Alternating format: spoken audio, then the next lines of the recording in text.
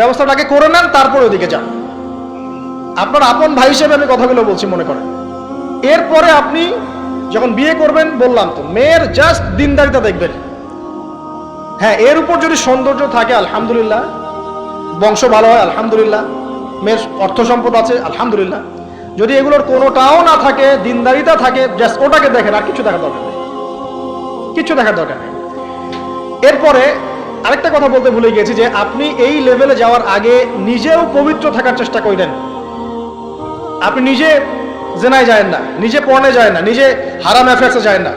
যদি আপনি যান, তাহলে আল্লাহ পাক কিন্তু আপনাকে পবিত্র স্ত্রী নাও দিতে পারেন।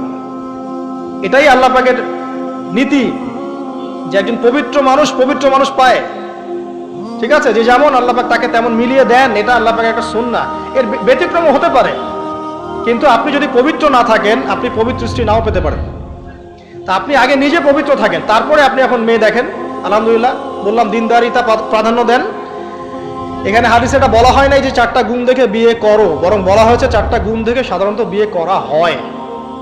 ঠিক আছে, করো আদেশটা এমন নয়, ইনকাহ কথাটা এমন নয়, বা ইনকাহু এমন নয়, তুনকাহু মানে বিয়ে সাধারণত করা হয়।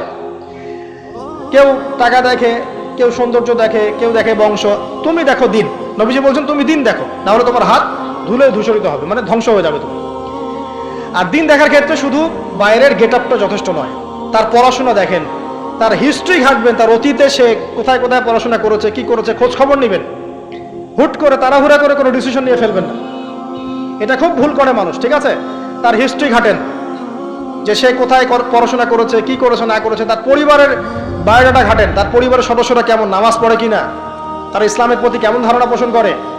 তার মাকে দেখেন, তার মা পর্দা করে কিনা, তার মা ইসলামের উপর আছে কিনা। তার নানিকে দেখেন, তার পরিবারবর্গকে দেখেন, তারপর আপনি ডিসিশন নেওয়াটা সহজ হবে। এগুলো হচ্ছে ব্যতিক্রমও হতে পারে। ওই আজারের পরিবারে ইব্রাহিমের জন্ম হতে পারে, ফেরাউনের আন্ডারে আসিয়ার জন্ম হতে পারে, থাকতে পারে, কিন্তু এটা ব্যতিক্রম। নর্মালি কিন্তু সবসময় এমনটা হয় না। যে প্যারেন্টিংস দিয়ে তারা বড় হয়েছে, ওই প্যারেন্টিংস তাদের মধ্যে থেকে যায়। এই কারণে মেয়ের ব্যাপারে খুব সেন্সিটিভ থাকবেন। আগে পুরো বিষয়গুলো ঘেটে নিয়ে তারপরে আপনি কোনো জায়গায় পা দেন। তারও আগে ইস্তেখারা করবেন আল্লাহর কাছে, যে আল্লাহ আমি তোমার কাছে ইস্তেখারা করছি, আমি জানি না যে কোনটা আমার জন্য ভালো হবে, কোনটা খারাপ। আল্লাহ এটা যদি আমার জন্য ভালো হয় সহজ করে দাও, যদি খারাপ হয় আল্লাহ দূর করে দাও। নিজের উপর চাপ নিয়েন না। তারপরে যদি দেখেন আলহামদুলিল্লাহ দিনদার, আর ডানে বামে দেখার দরকার নাই। যদি আপনি আপনার মনের মতো দিনদার পবিত্র একজন মেয়ে পেয়ে যান, আর যদি সে সুন্দরীও হয় মাশাআল্লাহ, আর ভালো বংশের হয়, তাহলে সারাটা জীবন তাকে নিয়ে কাটিয়ে দেন, সারাটা জীবন তাকে নিয়ে কাটিয়ে দেন, আপনি হ্যাপি হবেন ইনশাআল্লাহ। ডানে বামে দেখার আর দরকার নাই।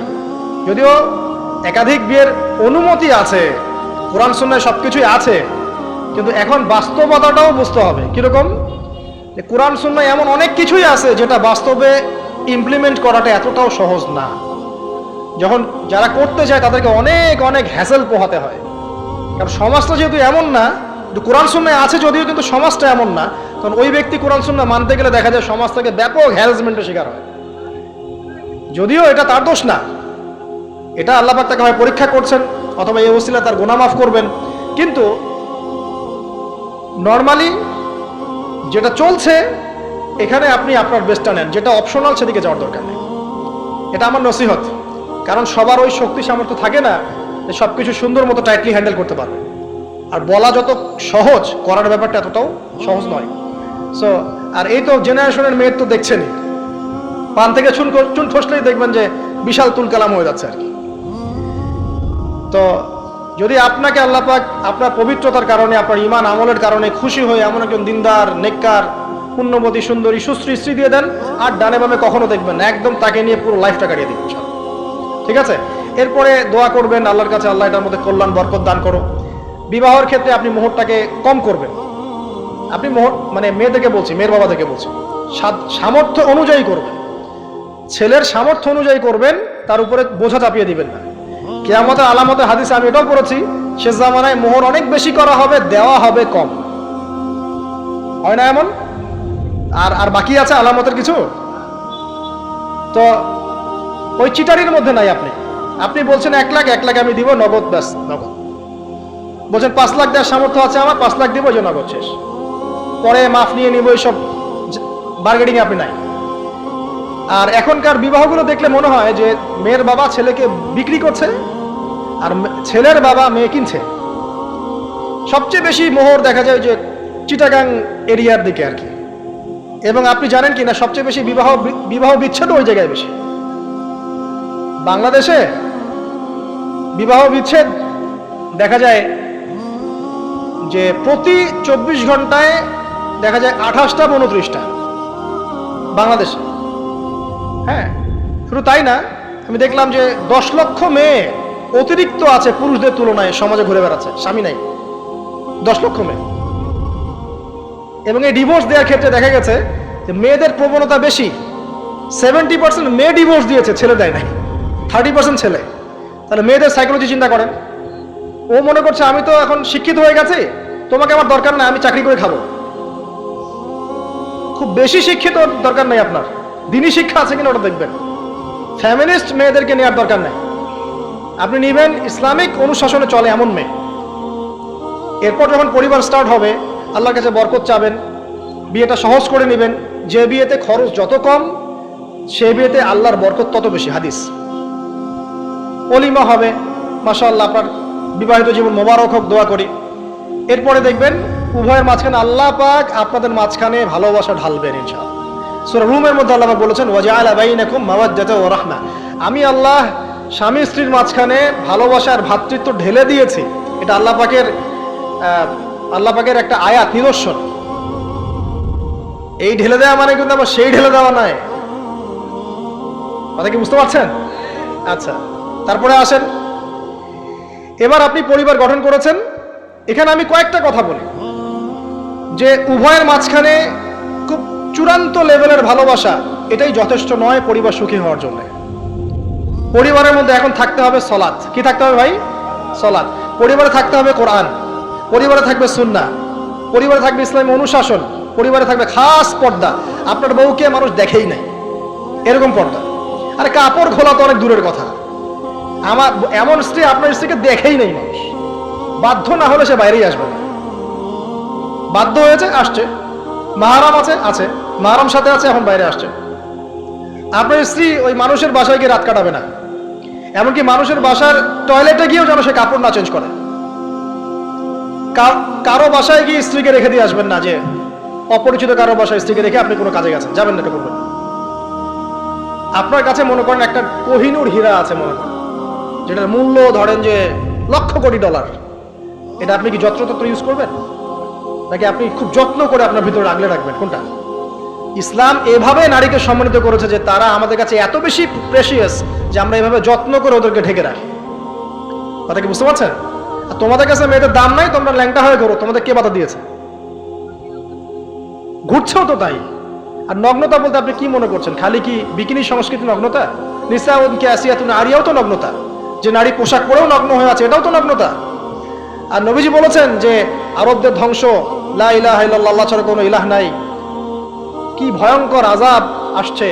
তার স্ত্রী জায়নাব বিনতে জাহাশ তিনি বলছেন, ইয়া রাসূলুল্লাহ আনুহলিক ওয়া ফিনা সালিহিন, আমাদের মধ্যে সালেহ সৎ মানুষ থাকা সত্ত্বেও কি আমরা ধ্বংস হয়ে যাব? নবীজি বলছেন নাম, হ্যাঁ। ইযা কাসরাতুল খাবাস, যখন অশ্লীলতা, বেহায়াপনা, নগ্নতা ছড়িয়ে পড়বে, তখন ভালো মন্দ সব ধুয়ে ধ্বংস হয়ে যাবে। এই কারণে নিজে খুব ভালো আছি, ওরা খারাপ, ওদেরকে কিছু বলার দরকার নাই বলে ভালো হয়ে থাকার সুযোগ নাই। ওগুলো যত ছড়াবে, ভালো আলেম জালেম সব ধ্বংস হয়ে যাবে। আল্লাহ বোঝার তৌফিক দান করুন। এবার আপনি আপনার স্ত্রীর সাথে এভাবে হৃদ্যতা মহব্বতের সম্পর্ক রাখবেন আল্লাহর জন্যে।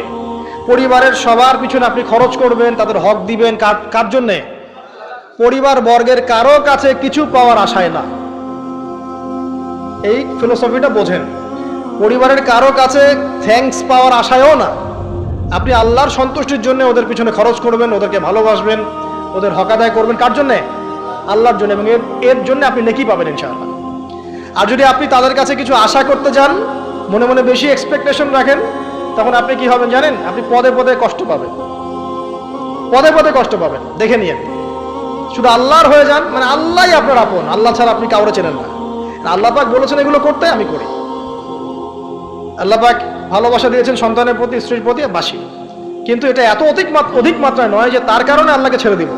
বা স্ত্রী সন্তান যদি আল্লাহর পথে চলার ক্ষেত্রে বাধা দেয়, আল্লাহকে ছাড়তে পারবো না, প্রয়োজন ওদেরকে ছাড়তে পারবো, এরকম থাকবে বিষয়টা। ঠিক আছে? আরেকটা কথা বলি, শুধু ভালোবাসাই আদর্শ দাম্পত্যের জন্য যথেষ্ট নয়।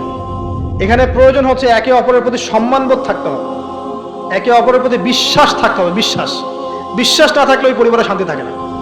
আপনি অনেক বড় আলেম, কিন্তু যদি আপনার স্ত্রী আপনাকে বিশ্বাস না করে, আপনি শান্তি পাবেন না।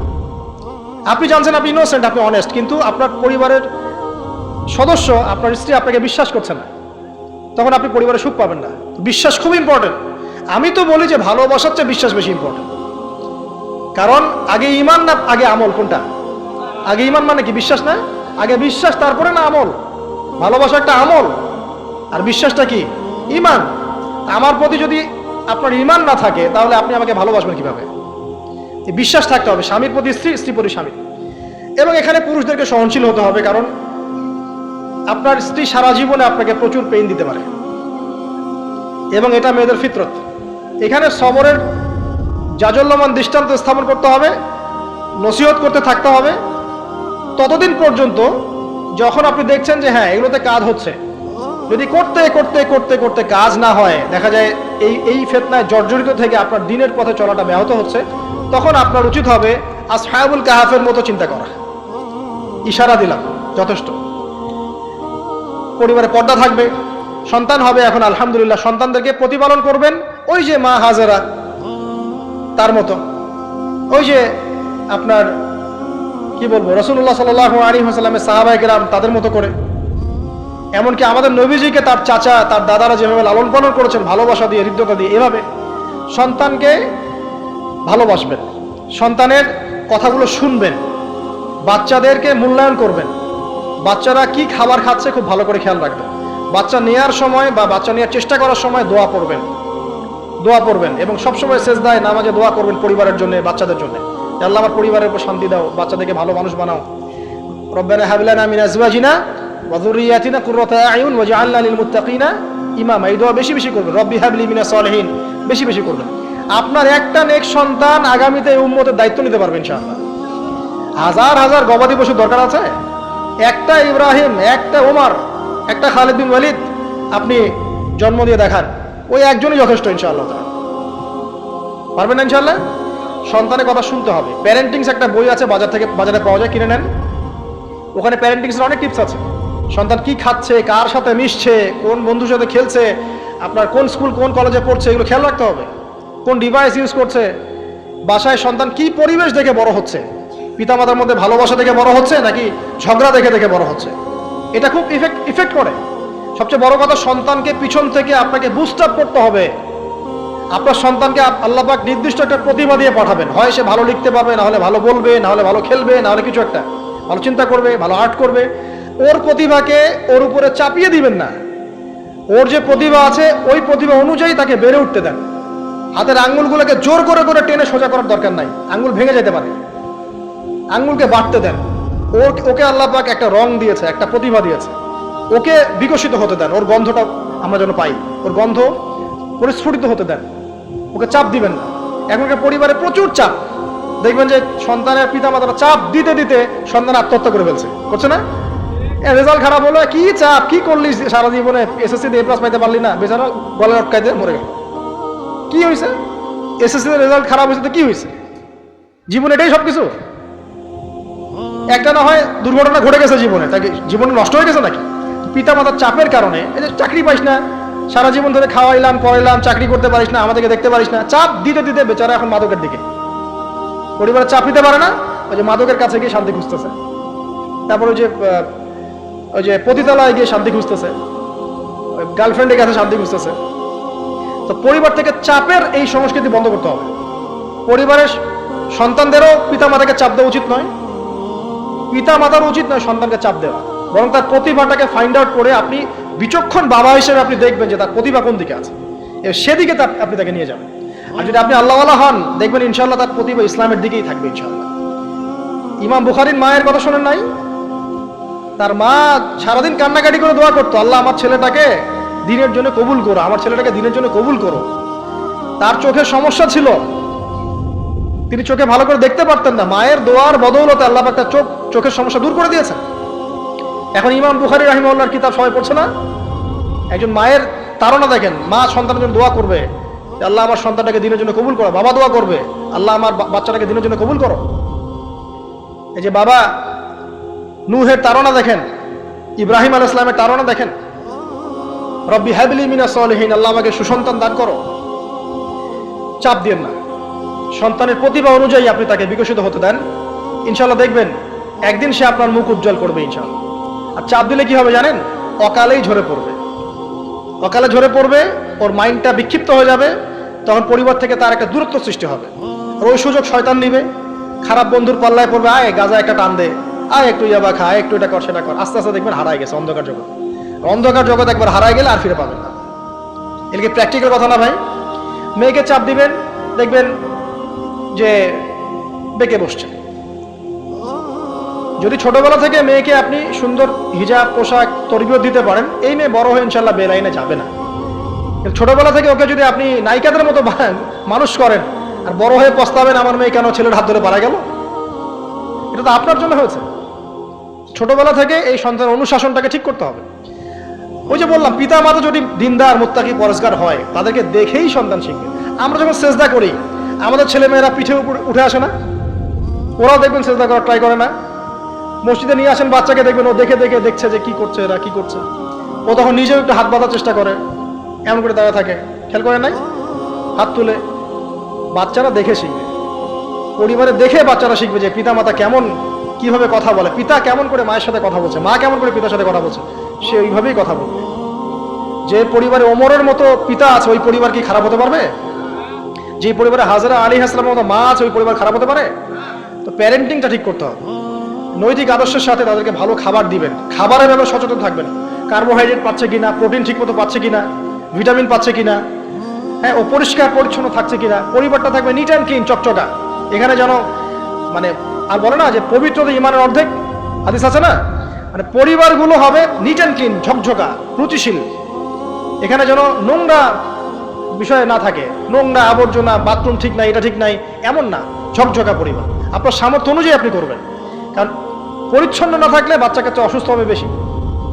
অসুস্থ হলে পরে আপনার পেরেশানি, ওরা খাবে না ঠিক মতো, রুচি ঠিক মতো থাকবে না, বাপটা ঠিক বাড়বে না ঠিক মতো। তো পরিচ্ছন্নতার সাথে সঠিক খাবার, সঠিক প্যারেন্টিং, ইসলামিক তরবিয়ত এবং তার উপর চাপ প্রয়োগ না করে তাকে তার প্রতিভাটা বিকশিত হতে দেওয়া। চাপ প্রয়োগ না করার মানে এই নয় যে আপনি শাসনই করবেন না। পরিবারের উপর শাসন লাঠি থাকবে, কিন্তু ওটার যত্রতত্র প্রয়োগ করবেন না। যদি আপনি একদিন খুব বেশি পিটায় দেন, তারপর থেকে আপনার সন্তান আপনাকে ভয় পাবে না। কিন্তু আল্লাহ পাক কোরআনের জন্য বারবার একটা সাইকোলজি অ্যাপ্লাই করেছেন যে জাহান্নামের শাস্তি কিন্তু দিব, শাস্তি কিন্তু দিব, শাস্তি কিন্তু দিব। এই যে ভয়, আমরা কিন্তু ভয়েই জাহান্নাম থেকে দূরে আছি। তো এটা একটা সাইকোলজি। এভাবে পরিবার এগিয়ে যাবে ইনশাআল্লাহ। সন্তান বড় হবে, আপনি মিরাস, সন্তানের মিরাস ডিস্ট্রিবিউট করবেন, যার যার হক তাকে তাকে দিবেন। তারপরে পরিবারের মধ্যে আর কয়েকটা বিষয় জাস্ট শেষ করে দেই, যে পরিবারের মধ্যে নিয়মিত কোরআনের চর্চা থাকবে। সন্তান সন্ততি তারা ইসলামিক অনুশাসন পাচ্ছে কিনা, ইসলামিক পড়াশোনা করছে কিনা খেয়াল রাখতে হবে। যদি জেনারেল লাইনেও পড়ে, তারপরেও আপনি ইসলামিক টিচার দিয়ে হলেও, মাদ্রাসায় পার্ট টাইম মাদ্রাসা দিয়ে হলেও কোরআন শেখান, হিফজ করান, ওকে এদিকে গড়ে তোলেন, ওদিকে গড়ে তোলেন ইনশাআল্লাহ। আমরা এমন প্রজন্ম যাচ্ছি না যারা এককেন্দ্রিক, আমরা যাচ্ছি এমন প্রজন্ম যারা কোরআন সুন্নাহকে হাতে নিয়ে ওয়ার্ল্ডকে ডিল করতে পারে, ওয়ার্ল্ডকে চ্যালেঞ্জ করতে পারে। এই চ্যালেঞ্জ করতে হলে আপনাকে সব ধরনের জ্ঞান অর্জন করতে হবে। খেয়াল রাখেন, পরিবারে যেন ফ্রি মিক্সিংটা না আসে, পরিবারে যেন এই যে নারী পুরুষের অবাধ মেলামেশা না আসে। বেশিরভাগ ধর্ষণ হয়েছে বাংলাদেশে কাছের মানুষদেরকে দিয়ে, চাচার মাধ্যমে, মামার মাধ্যমে, কাজিনের মাধ্যমে, খালাতো ভাইয়ের মাধ্যমে, ফুফাতো ভাইয়ের মাধ্যমে, কাছের মানুষদের দ্বারা বেশি রেপ হয়েছে বাংলাদেশে। জরিপ পরিসংখ্যান দেখেন। অতএব ইসলাম যে বলেছে পর্দার বিষয়, এটা এমনি এমনি বলে নাই। ও কাজিন হয়, ওর সামনে এত ইয়া করার কি আছে, এইসব কনসেপ্ট চলবে না। পর্দাটা একদম ম্যান্ডেটরি।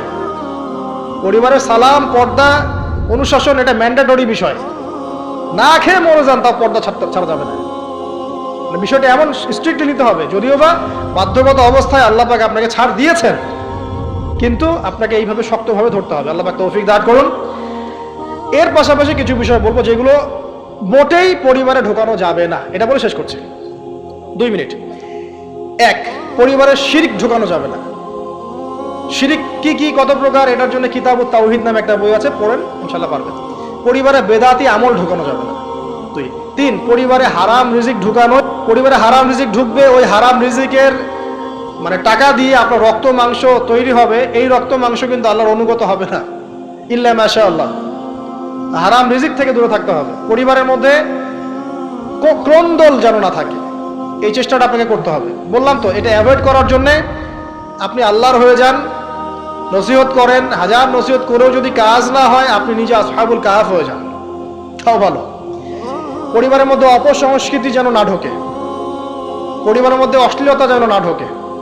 পরিবারে এখনকার চলমান যে ফিতনাগুলো চলছে, এই যে ডিভাইসের মাধ্যমে, গেমিংয়ের মাধ্যমে, এই যে আপনি বলেন পাবজি টাবজি, ফ্রি ফায়ার, হাবিজাবি, হ্যাঁ, ইন্টারনেট সেকশনের যে নগ্নতা, তারপরে অনলাইনে যে জুয়া ঢুকেছে, লুডু ঢুকেছে, কত কি ঢুকেছে, আমি আসলে এগুলো শুনেছি, আমি দেখিনি এগুলো কিছু, আমি যা শুনি এগুলো। এই যে বিষয়গুলো, সেগুলো আপনার পরিবারের নৈতিক মূল্যবোধটাকে নষ্ট করে ফেলবে। বিনোদন যদি পেতেই হয়, তাহলে বিনোদন, কায়িক বিনোদন নেন। পরিবারের সন্তানদেরকে বা আমাদের সদস্যদেরকে জিম করতে বলেন, খেলাধুলা করতে বলেন, ফুটবল খেলুক, ক্রিকেট খেলুক প্রয়োজনে। যদি গান শুনতে চান, ইসলামিক নাশিদ শোনেন, ঠিক আছে, কৌতুক চান, ইসলামিক রসিকতা করেন, ঘোরেন, প্রয়োজনে পরিবারবর্গকে নিয়ে ঘুরেন, দেশটা ঘুরে আসেন, ট্রাভেল করেন, ঘোরেন, আল্লাহর নিদর্শন দেখেন, এটাও তো এন্টারটেইনমেন্ট নাকি? পরিবারকে সময় দেন, পরিবারকে সময় দিয়ে আপনি এই যে প্রাকৃতিক বিনোদনের দিকে চলে যান, ডিভাইস কেন্দ্রিক বিনোদনের দিকে যায় না। নাহলে হবে কি, মাথাটা ওই ডিভাইস কেন্দ্রিক হয়ে যাবে, অস্থির, এবং এই মাথার মধ্যে আর কোরআন সুন্নাহর সঠিক জ্ঞানটা ঢুকবে না। তো এই কাজগুলো যদি আমরা না করি, ইনশাআল্লাহ পরিবার ভালো হবে। আল্লাহ রাব্বুল আলামিন আমাদের সবাইকে আদর্শ ইসলামিক পরিবার গড়ে তোলার তৌফিক দান করুন, আমিন। আর তাদের কথা বলে শেষ করি যে যারা অলরেডি ঢুকে গেছি, এই সমস্যাগুলো ফেস করছে, এখন 1 নাম্বার কাজ ভাই, আগে তওবা করে আল্লাহর কাছে ফিরে আসতে হবে যে আল্লাহ, আমি জীবনে যা ভুল করেছি, এখন থেকে আর ইনশাআল্লাহ আমরা এই আল্লাহ দ্রোহী কোনো কাজে যাব না। এই তওবা ইস্তেগফার করে আপনার স্ত্রীকে ঠান্ডা মাথায় বোঝানোর চেষ্টা করতে হবে যে দেখো, আমরা তো এক পর্যায়ে পর্যন্ত চলেছি, জীবনটা তো অনেকদিন চলেই গেল, একসময় মরতে হবে। তো আমরা আল্লাহ এবং তার রাসূলের কথা শুনি, ফিরে আসি, অল্প অল্প করে শুরু করে নামাজটা পড়ো, তুমি একটু পর্দাটা করো। প্রথমে খাস পর্দা করছে না হয়তো, আপনি বলেন মাথায় কাপড়টা দাও অ্যাটলিস্ট, হ্যাঁ, বাইরে সবার সামনে যেও না, দিনকাল ভালো না, এখন মেয়েদের ইজ্জত সম্মানের ঝুঁকি হচ্ছে, এভাবে বোঝানোর চেষ্টা করেন। আস্তে আস্তে তওবা করে ফিরে আসলে পরে তখন আপনি নামাজটাকে বাড়ান, নফল আমল বাড়ান, দান সদকা বাড়ান, এবং বেশি থেকে বেশি আল্লাহর কাছে দোয়া করেন, আল্লাহ আমার পরিবারটাকে হেফাজত করুন, আল্লাহ আমার পরিবারটাকে হেফাজত করুন, বলতে থাকেন, এবং দিনই কাজে পরিবারকে ব্যস্ত রাখেন। এবং এরকম আদর্শ পরিবারগুলোর মধ্যে একটা কমিউনিটি গড়ার চেষ্টা করেন, অভ্যন্তরীণ যোগাযোগ রাখার চেষ্টা করেন, নাহলে একা একা তো চলা যাবে না। আপনি আদর্শ পরিবার গড়েছেন, পাশের বাড়ির লোকটা করে নাই, তখন সেখানে গিয়ে আপনার সন্তান শিখবে, সেখানে গিয়ে আপনার স্ত্রী শিখবে। দিনই পরিবারগুলোর মধ্যে একটা হৃদ্যতা, ভালোবাসা এবং নেটওয়ার্কিং তৈরি করেন। পাশাপাশি দিনই প্রতিষ্ঠান গড়ে তোলেন, প্রতিষ্ঠানের মাধ্যমে কিন্তু পরিবারের লোকজনের সাথে দেখা সাক্ষাৎ হবে, অনেকগুলো পরিবার সেখানে বাচ্চা কাচ্চা ভর্তি করা হবে, সেখানে দেখবেন একটা কমিউনিটি আপনি পাচ্ছেন। এভাবে শেষ করে দেয়, এভাবে তাওহীদের চর্চা 1, সুন্নতের প্রতিষ্ঠা 2, 3 হালাল রিজিক, 4 হৃদ্যতা ভালোবাসা, 5 সবর ধৈর্য, 6 আল্লাহর কাছে দোয়া, বেশি বেশি দোয়া, 7 কি পর্দা, 8 অপসংস্কৃতি প্রতিরোধ, ঠিক আছে, 9 সন্তানদেরকে আগামী প্রজন্মে, আগামী মুসলিম জেনারেশনকে লিড দেওয়ার মতো করে তৈরি করা, আর 10 মনে করেন আমাদের মেয়েদের দিকে, স্পেশালি মেয়ে, শিশু, কন্যা হোক, মেয়ে হোক, বোন হোক, মা হোক, তাদের দিকে স্পেশাল নজর রাখা। এই কাজগুলো করার মধ্য দিয়ে ইনশাআল্লাহ তাআলা আমরা ব্যক্তিগত পর্যায়ে আপোষে একটা আদর্শ পরিবার, জান্নাতের টুকরা করতে পারবো ইনশাআল্লাহ।